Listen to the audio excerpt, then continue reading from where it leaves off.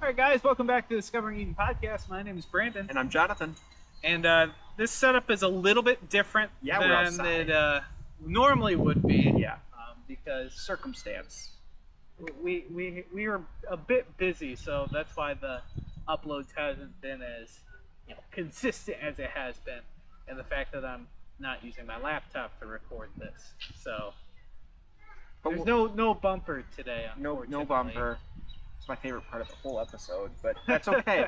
Because, we get to be outside while we're recording this, which hasn't happened since forever. Yes, it hasn't happened in a while, actually. Really? But this is a throwback.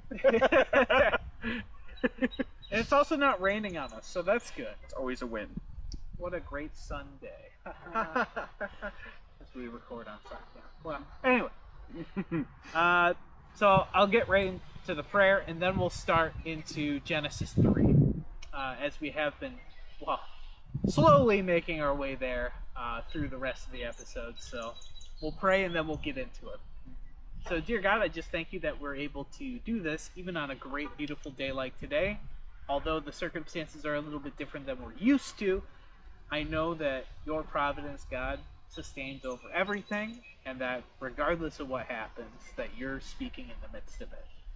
So I pray that you would be with us in this conversation as we go through the beginnings of Genesis 3. And I just pray that you just be with us in conversation and with those who listen to it online. So I pray this in the holy name of Jesus. Amen. Now, normally this would be when the bumper would be playing. However, here's the bumper. Creation. Look Cool at everything video. around us. Look at the greenery, the trees. Really? The bumper is the nature around us today. The real bumper is who the friends you made along the way. No. So should we do a little recap of what happened last time? So that it's been a couple weeks. Here's my... Is it recording? I just looked and it took off this... Uh-oh. I don't know if it... Is it... I guess you will find out if it's recording or not. If you... Okay. That's not ideal. Okay, so... It Oh no, it's still going. Okay, Good. we're good. We're good. We're good. I saw it Just not paranoid. I saw it not be down there, and I'm like, okay, we're good. We're good. See, you're getting all of this good stuff while This is- we're Trying to figure out this new setup. it's fine. It's It's it's fine. temporary. We might be learning on the fly, but it's okay. So we should probably get into the episode before we get sidetracked anymore. So Or before the camera turns off. I'm well, sure one of the this two. time. So we're starting segment 1. I've kind of split Genesis 3 into 4 sections, 4 segments. So segment 1 is verses 1 through 7 for Genesis 3, and I titled it The Crafty Serpent. Ooh, ah. Sneaky. So what we'll do is we're going to read, we'll read 1 through verses 7. 1 through 7. Normally, I think on the inside I'd probably read the whole thing, and then we'll dive deeper, but I think for this episode, we'll just keep it simple. We'll go into verses 1 through 7, and you can follow along when you're reading on your own as well. So, without further ado, I will get into it. So this is Genesis chapter 3, part 1. Part 1. So, starting with verse 1. Now the serpent was more crafty than any of the wild animals that the Lord God had made. He said to the woman, "Did God really say you must not eat from any tree in the garden?" The woman said to the serpent, We may eat fruit from the trees in the garden, but God did say you must not eat fruit from the tree that is in the middle of the garden, and you must not touch it, or you will die." "You will not certainly die," the serpent said to the woman. "For God knows that when you eat from it, your eyes will be opened, and you will be like God, knowing good and evil." When the woman saw that the fruit of the tree was good for food and pleasing to the eye, and also desirable for gaining wisdom, she took some of it and ate it. She also gave some to her husband, who was with her, and he ate it. Then the eyes of both of them were opened, and they realized that they were naked. So they sewed fig leaves together and made coverings for themselves. Okay. All right. So, things that stand out. Sure. So there's a couple things. There was one thing in particular that stood out, and it was just something that it makes a lot of sense. Again, knowing, oh, it's the tree of knowledge of good and evil, but I never picked up on this little phrasing. When it's in verse 6, when it says, when the woman saw the fruit of the tree was good for food and pleasing to the eye. For some reason, my mind blocked out that last bit there that says, and also desirable for gaining wisdom. My mind, I, for some reason, have not picked up on that last little bit there until just now. Which is why it's interesting, again, to read these in small chunks, because you start to just pick up on the little things that you missed. Yep. There was something else. Where did it go?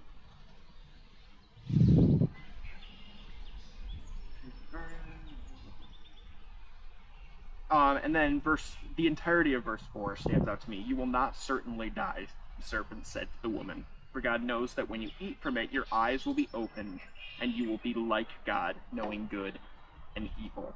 That whole verse is just, I feel like that is like, if that's the thing to focus on in this discussion, I feel like it's verse 4, because it's just, if we're calling it the crafty serpent, that is deception to the max there. But it's deception in a way where it's like, he's leading her astray, But it's by telling her, well, this is, I mean, yeah, you won't certainly, die. And it goes back to what I said kind of the last time we recorded, where it was kind of that differences in the different translations, like, on that day you will certainly die versus, whatever, where it was almost like that it's more the separation from God rather than a mortal death immediately. Yeah. And then the other part of it is, again, he's deceiving her, but he's also using little pieces of like, oh, well, your eyes will be opened, which is true. There's a lot of little half-truths that you see. Yeah. Which is, again, I feel like that's just deception 101. It's to the max. Like, and when you hear of like the serpent or the enemy or Satan, yeah, think of, oh, there's a bunch of half-truths. Yeah. Like, he's telling the truth, kind of. Yeah. So, leaving out some of the important parts. well, and it kind of ties back to me of kind of how we perceive our own reality. Mm-hmm. So yes, you can see truth, but how do you see the truth? What lens are you seeing it through can alter your perception of what's going on. Sure. And just to clarify, I made a mistake here. I said it was verse 4. It's verse 4 and 5. So, just for those of you reading along, like, oh, he's an idiot. He's talking about 2 verses. Sorry. Yeah. So. So those, yeah, that's what stood out to me. When I was doing immediately different things that stood out to me, I was writing down in the notes that I have here for the series, and I found one for every single verse. Yeah. So I have quite a bit. Sure. But let's just go down the list then. Go down. Yeah. And I kind of wrote it as if I were kind of running through the passage a little bit. So something that stood out to me, and something I like doing, especially with this particular study that we're looking at, is I want to make sure I tie everything back to what we've already read. So what's something that the reader themselves already know from the story that's been told? So how can you hearken back to what's already been said? So that's something that I try to do a caveat of. And yes, part of it is this is written in a retrospective. Sure. So this is all things in the past. But so some of it you have to look toward the future to understand the past, and vice versa. Right. So there are little bits and pieces of that you do have to look toward. But for the sake of, like, say like a Discovery Bible study kind of thing, like how can you look at, okay, this is what it was in this past chapter of Genesis versus what happens way later.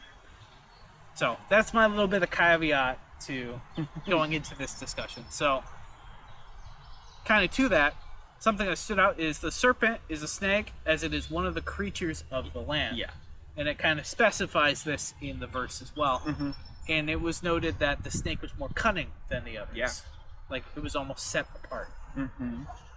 And I'm using that language in a way that it's set apart, but it's in a way that's outside of, the jurisdiction of what you would see God as. Sure. So God's people are set apart in a different way than the serpent here is set apart, if that's understood. And something from the end of Genesis chapter 2 and into 3, there's a play on words in the Hebrew. So, and that the root Hebrew word of arom, or arum, or however the heck you say it. But so the word naked from Genesis 2 and the word cunning in Genesis 3 are very similar in their Hebrew translations. Like, in, I guess, wording is probably the best way. One's arom, one's arum. So they're very similar. They have the same root word. So naked, for example, is like arumim, or something like that, and then arum is craftiness, cunning. And then obviously the cunning is the more negative connotation of the root word, Right. which lends itself more toward craftiness, manipulation, and an antithesis to how God usually operates. Yeah. And then something I noticed, just kind of reading it, is for the serpent, it almost seems like Satan possesses the creature, rather than it speaking of its own will. Yeah. So he speaks in the midst of it, which in turn is manipulating not only God's words, but his creation as well. Yeah, and that was actually not specifically that point, but it reminds me of something that I was even, kind of thinking of. Is we talked a lot about it in other episodes, like, is this more, symbolic? Is the whole story more, representative of something? Like, were they using a snake more as just like, oh, well, snakes are kind of, they're venomous, they can be, is that more just an association, like, that the culture would be aware of? Like, so it's interesting that you bring up what you just did. It just reminded me of that. I don't know why. Well, and I was even curious to see what the snake or serpent would be in, like, what the Hebrew says. It means snake. Oh, does it? It quite literally means snake. Interesting. I'm going to leave the rest of my thoughts about that for a later episode when we revisit, because I want to say something so bad, but I'm purposely leaving it out. But here's another key thing that stood out to me as I was, again, reading this passage.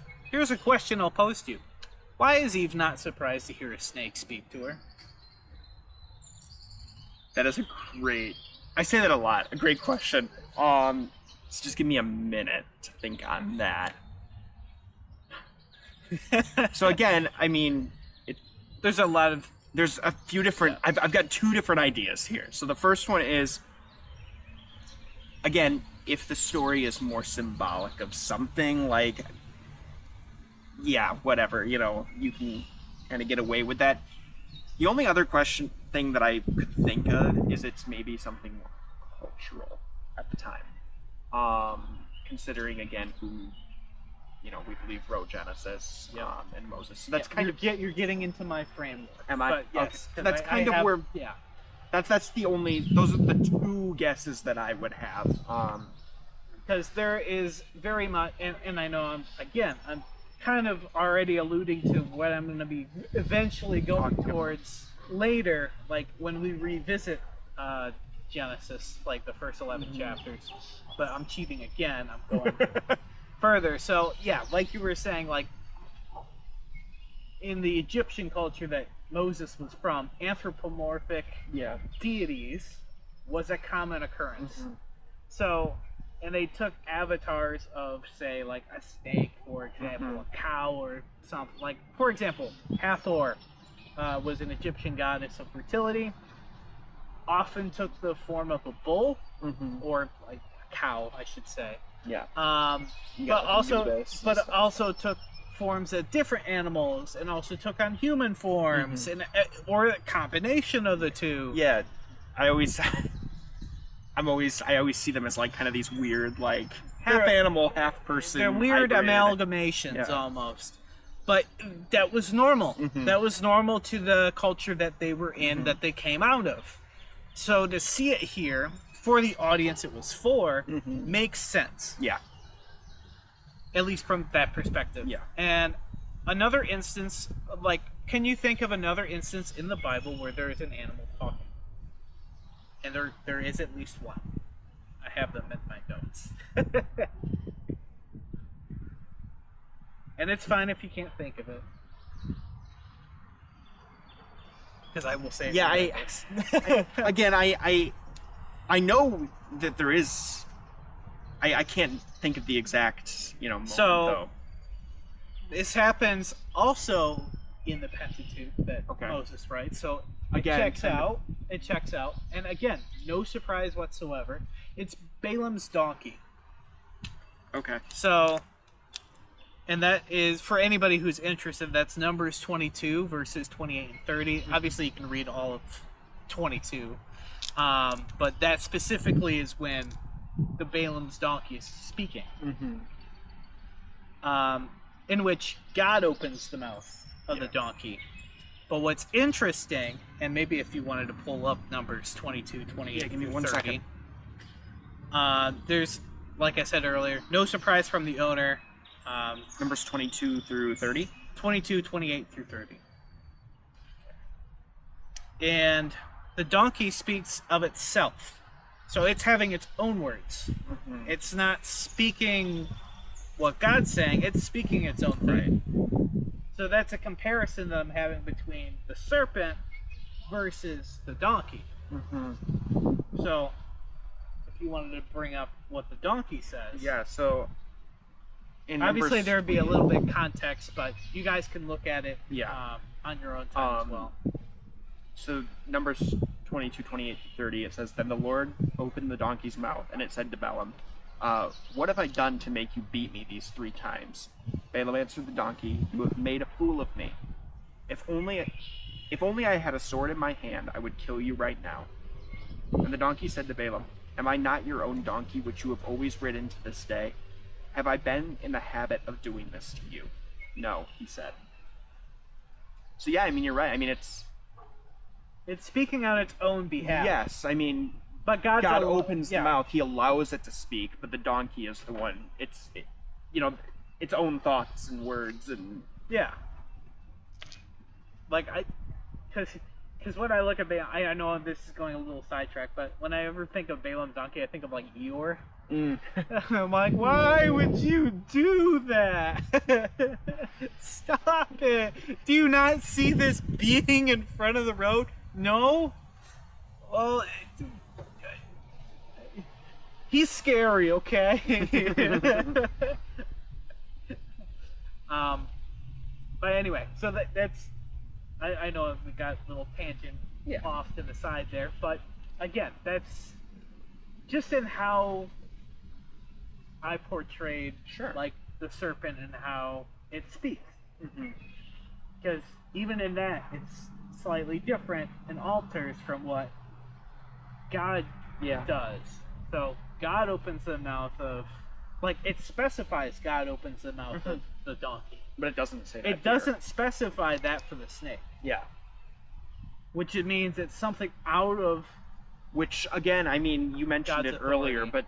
but it would make sense then if something else was possessing it or speaking on its behalf other than. That's an interesting. I've never thought of that Which is before. why I brought up what I did, and obviously people can have their own thoughts, and obviously these are just different extrapolated things that Might we be have right, as well. might be wrong. But I've never thought of that before. That's interesting.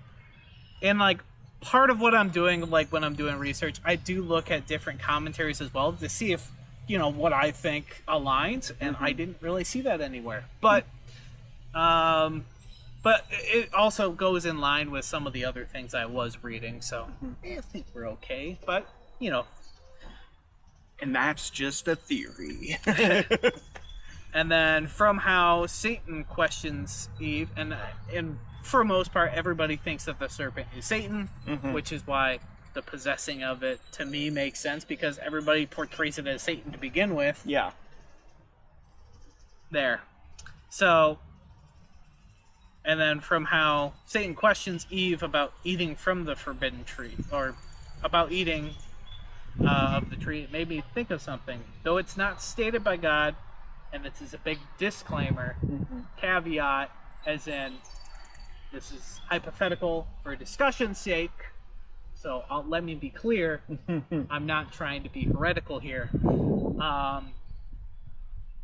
So let's step back a little bit.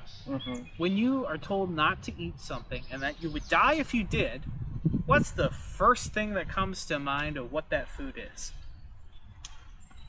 It's probably something poisonous. Something that would... It's not something you do. It's not something you touch. Yeah. Slap on the wrist, don't do that. Yeah, But then, you also think of the kid with the stovetop. Don't touch the stovetop, it's Why? high. So... So that's something that comes to mind. Now, obviously, thinking of it, God made everything that was good, so why would he make something poisonous at that point when nothing fell? Well, this is why it's a hypothetical. You don't get into those kind of questions. But looking at it from the standpoint, okay, so it is poison, or so to speak, let's say. So, just coming from a survival standpoint, people would naturally abide by what's like information given to them, saying, hey, it's poison, don't do it, you'll die.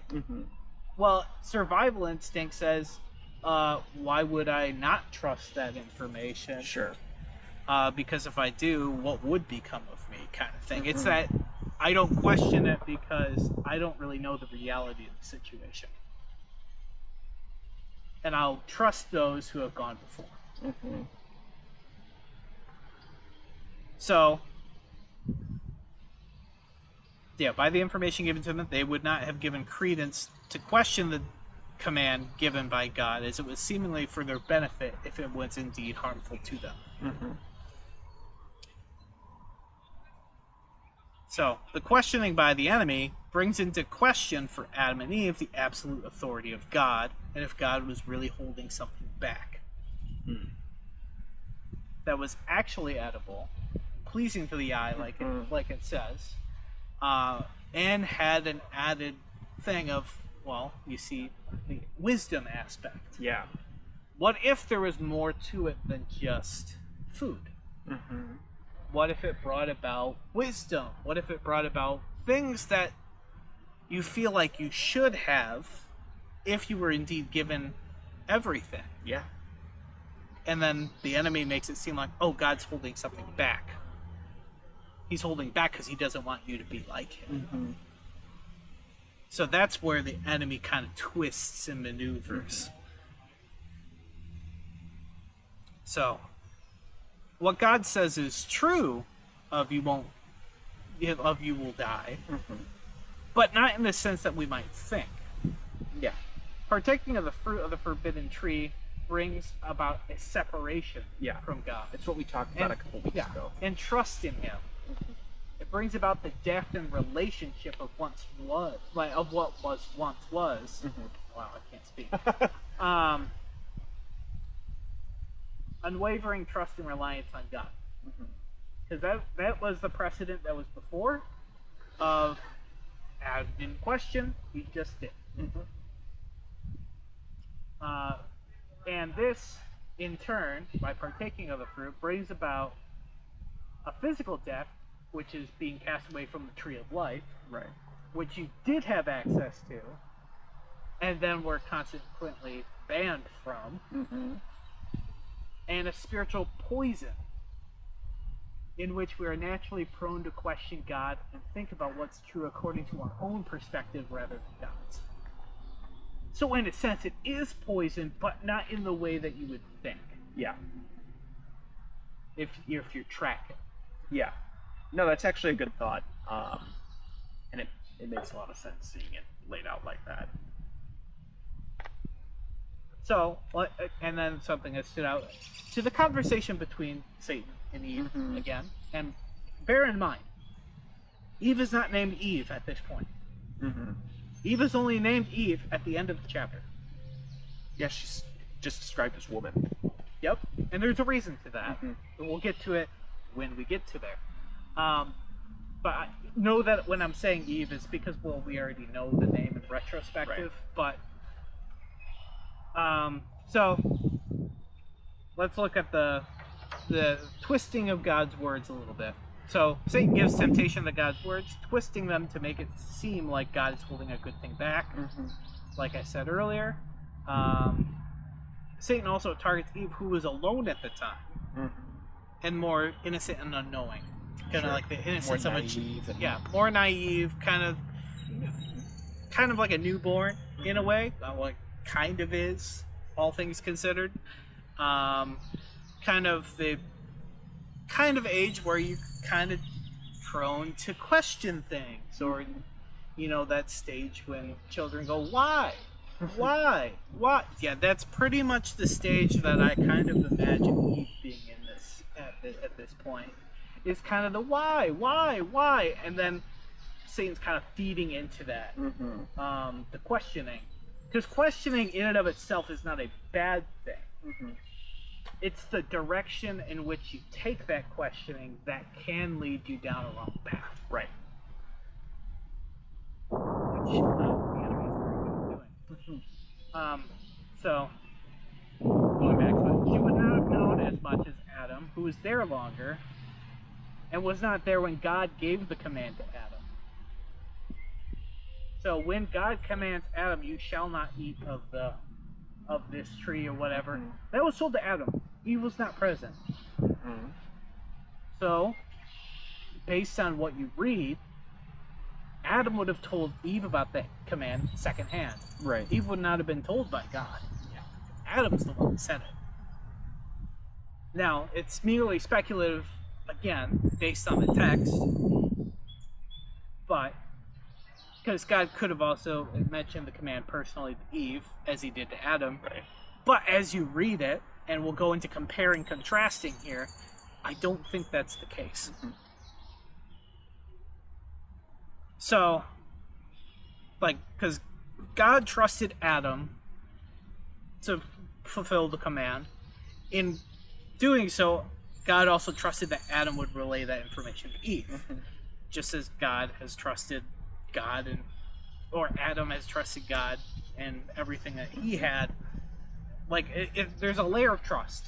There's the train of trust, if we want to call it, where God trusts Adam, Adam trusts Eve, and everything goes back retrospectively as well. So there's this chain of trust. It's part of the relationship, very intimate. Everything's there. But then, something that stood out to me and would cause a seed of doubt even in me upon hearing a difference. So there's a difference between what God says and what Eve said God said of the same command, and why I think Adam also is at fault. Because a lot of times I think people are like, oh, it's all on the woman. Yeah. That's not true. That's not true at all, because Adam was the one who actually told Eve the command and added to it, as we'll see, which helps aid that seed of doubt, because it adds another layer of you shouldn't touch this. In fact, it's the touch part that's added. So Adam could have added that command to not even entertain the idea of even going remotely close to it. Right. Don't even tempt fate. Yeah. Kind of thing. But in doing so, you put a big red button on it. And I think, especially, I guess, we're looking forward, saying, oh, we're fallen people, we do a lot. Well, what will we do? Oh, we hit the big red button. Mm-hmm. Don't do that. Okay.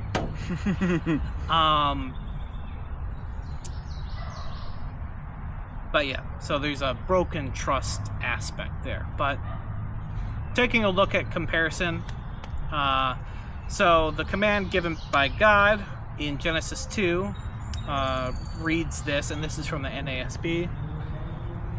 So it reads, "The Lord God commanded the man, saying, from any tree of the garden you may freely eat, but from the tree of the knowledge of good and evil you shall not eat. For on the day that you eat from it, you will certainly die." That's it. Mm-hmm. That's all it says. Genesis 3 reads, "The woman said to the serpent, from the fruit of the trees of the garden we may eat, but from the fruit of the tree which is in the middle of the garden, God has said you shall not eat from it or touch it, or you will die." How you read it almost seemed like it's information gained secondhand. Because it doesn't say the knowledge of the fruit of the tree of good and evil. It's the tree that's in the middle of the garden. Don't touch it. Kind of very like there's a ring around the. Don't go anywhere in the center of the garden. It's the no-fly zone. That's what it gives to me, at least. Sure. Obviously, a lot of these things aren't said, so it's merely speculative. But to me, it sounds more like Adam gave Eve directions as to what tree and where it was, rather from God, because there's also added material of don't even touch it. Yeah. Don't touch it. It's just don't bother. And then what you picked up on, there was a desire for wisdom. So, how would Adam describe the knowledge of good and evil? I'm sorry, say that one more time. So, if Adam were trying to portray to Eve the tree of the fruit of the tree of the knowledge of good and evil, don't even entertain the idea. Well, he might say, well, this is wisdom, but it's not meant for us. Sure. And then what the enemy kind of does is like, well, why wouldn't it be for you? Yeah. Don't you desire that? Right. So it kind of claws at things of like, oh, this is something that God didn't want you to have because you'd be like God. You'd be like God. So that's where that doubt is kind of like turned into like, and part of it, and again, this is speculative. It could be from how Adam described it. But then, if you're going to take a really big picture approach of everything, well, what if this is just a narrative in general? What does it truly mean? Sure. For everything large scope. That's up for you guys to decide. But we're just explaining it as we read it. So, again, so Eve ate the fruit of the forbidden fruit and then shared it with Adam. Not that Adam was there at the time, but she took them, presumably away from the tree so he wouldn't know, back to where Adam was. Then, without hesitation seemingly, Adam partakes. Again, there's this trust aspect that's still there between Adam and Eve, saying, oh, well, surely she'll abide and do all these things. He doesn't question. But that brings into question, did the fruit look any different? Sure. Because it says it's pleasing to the eye and everything. Was everything pleasing to the eye, or was this that one? Did Adam know what fruit he was partaking of? It's a great question.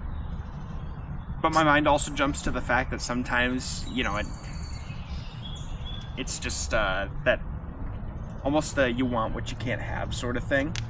Well, so maybe it looks more pleasing because all of a sudden it's like, I know I'm not supposed to, kind of almost like a placebo effect, kind of in a way, where it's like, ooh, that does look good. I know I'm not supposed to, but Or it's kind of even the expensive dishes versus the cheap ones, and then they put them side by side, and what's what. And then you're told after the fact, or you're told before the fact, this is more expensive and this isn't. You're gonna say, oh, the expensive one tastes so much better. Sure. Versus the plebe version of. Sure, like here's a $80 burger versus a $2 burger. Yeah, like oh, the 80's like significantly better and everything like that. And I feel like that's kind of because it's something that is so unobtainable that we would normally even do. Yeah, I mean, and maybe that's the approach, or in a way, Adam did know what it was and kind of went for it at that mindset, knowing he was doing wrong. And almost to me, thinking, that's like, a really, bigger... what's the worst that could happen? You know, I don't know. It's hard to say. And I don't really know what perspective it is because it doesn't say what perspective it is. Because I could see it being both ways of kind of ignorant, which is its own problem, or knowing that you were doing wrong, which is an even bigger problem. Regardless, the fruit is partaken of. And we see the results of it in verse 7. They both realized they were naked. You go, oh crap. And suddenly that which they didn't feel shame for, they feel shame for. And so they create clothes for themselves. Something to cover themselves. Yeah. So something that I wanted to speak on relating from that is this idea of naked and no shame versus shame.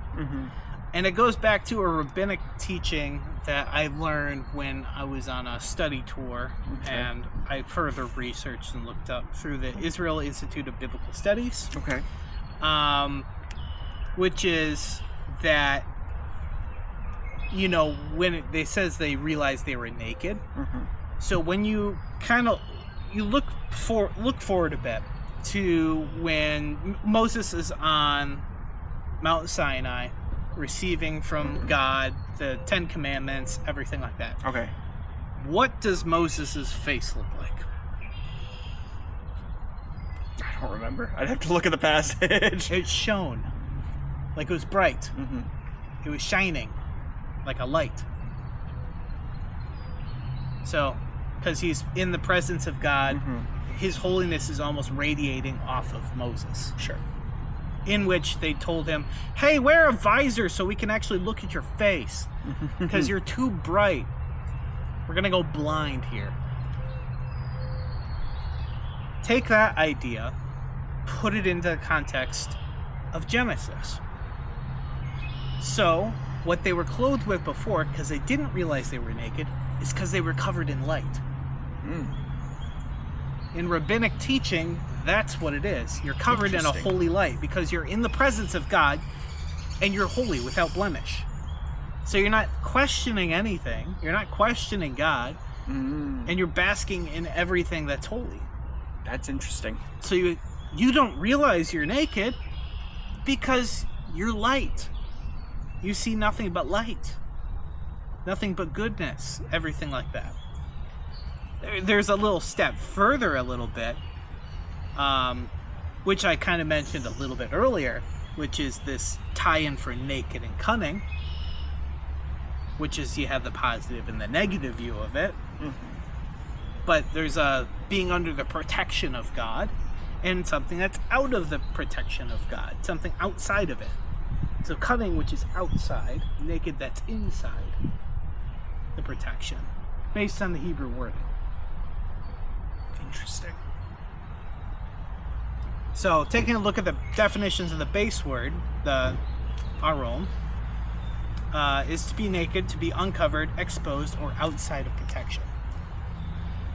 So, this isn't just the physical, but spiritual as well. And then, so in Genesis 2:25, the nakedness is a spiritual and physical innocence, not hindered by any temptations or deceit in any way. Again, kind of basking in that holy light.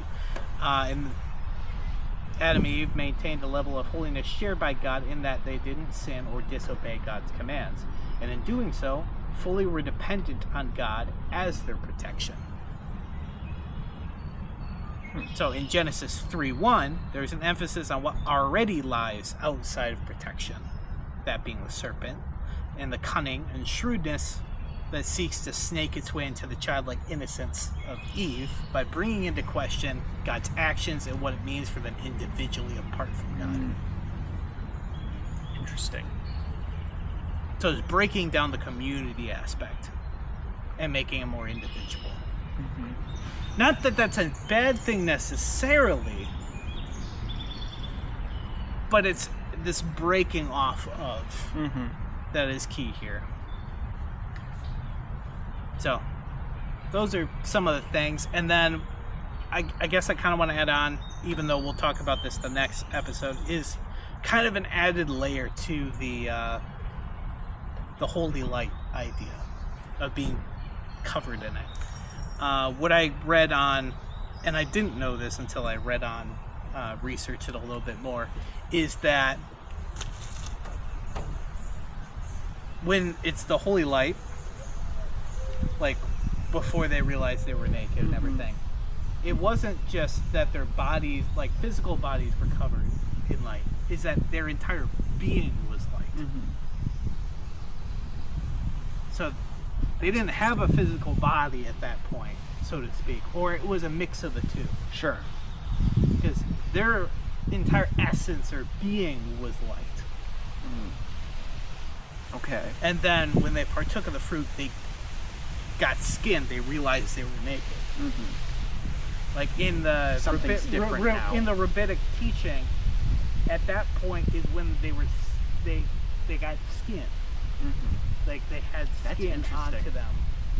Like, I guess if you think of it in terms of like, I guess old cultural viewpoints of like chakras or different, like I don't even know where I'm really going with it, but like you see like your inward soul or whatever, you view it almost as light, right? Yeah. And so you're viewing it at that point. Well, so that's your like spiritual self, if you were. And what, in essence, I think what the rabbinic teaching is when they partake of the fruit, the forbidden fruit, they bring unto themselves a physical form. Interesting. Thereby tying it and tethering it to the world. Yeah. As opposed to tying themselves to God because of that holy light. In doing so, they kind of chain up or confine the light. Now, I could be talking right out my butt, but that's something that I thought of when I was reading what was there. That's super interesting. But anyway, and this is only the first 7 verses of Genesis 3. So I think that'll be it, unless you can think of anything else. No, nothing off the top of my head. But yeah, that'll probably be it for this episode. And I gotta see if we still got power. I guess I'll find out one way or another. So this is gonna be a little awkward end. So yeah, bear with us. I love how I have to keep connecting this thing. It's like, you need to connect this again, even though it's still recording.